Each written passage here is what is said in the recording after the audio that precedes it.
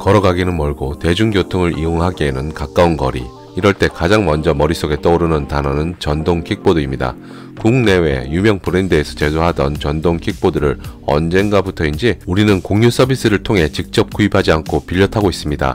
택시처럼 내 위치와 가장 가까운 거리에 있는 전동 킥보드를 찾아 타면 되고 원하는 거리만큼 이동한 뒤 그 자리에서 바로 내리면 됩니다.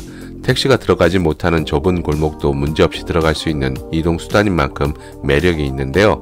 하지만 이용 후 내린 자리에 그대로 놔두고 가는 경우가 대부분일 겁니다. 문제는 인도 위에 아무렇게나 방치된 전동 킥보드의 경우 보행자의 통행을 방해하고 사고 위험도 있습니다. 특히 인도 위 노란색 점자 블록의 경우 시각장애인들에게는 길 안내자와 같은 역할을 하는데 여기에 전동 킥보드를 올려둘 경우 시각장애인들 보행을 방해하는 문제도 있는데요. 그런데 앞으로 이런 식으로 공유 전동 킥보드를 주차할 경우 견인당할 수도 있을 것 같습니다. 실제 서울에서는 전국 최초로 전동 킥보드 견인 조치가 시행되었는데요. 2주간의 계도 기간을 마치고 지난 7월 15일부터 불법 주정차된 공유 전동 킥보드를 견인하고 있습니다. 현재는 성동구, 송파구, 도봉구, 마포구, 영등포구, 동작구, 서대문구, 은평구, 종로구, 성북구, 광진구에서 시행하고 있지만 다른 자치구에서도 확대 시행될 예정이라고 하는데요. 불법 주정차된 공유 전동 킥보드라도 차도, 지하철역 출입구, 노란색 점자 블록 위, 정류장 10m 이내, 건널목 진입로에 놔뒀을 경우 즉시 견인 조치된다고 합니다. 이외 일반 보도에 놔둘 경우 업체가 조치할 수 있는 유예 시간을 3시간 주는데 즉시 견인은 이보다 강력한 조치라 보면 될 것 같습니다. 이렇게 견인된 후 공유 전동 킥보드 업체가 찾아갈 때 견인료 4만원을 내야 한다고 하는데요.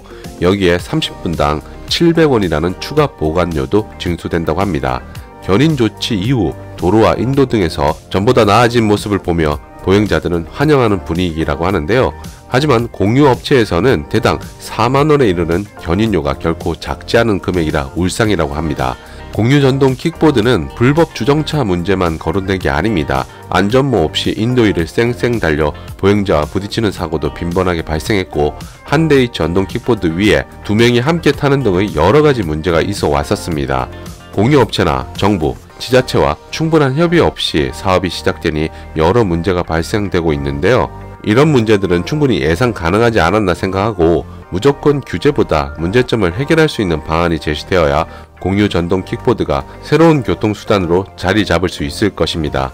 업체와 정부, 지자체가 머리를 맞대고 좋은 결론을 이끌어줬으면 하는 생각을 가져보고요. 이번 견인 조치의 경우 업체에게 견인료를 100% 부담시킬 게 아니라 마지막으로 공유 전동 킥보드를 탄 사람에게 일정 부분 과태료를 함께 부과해보는 건 어떨까 싶네요.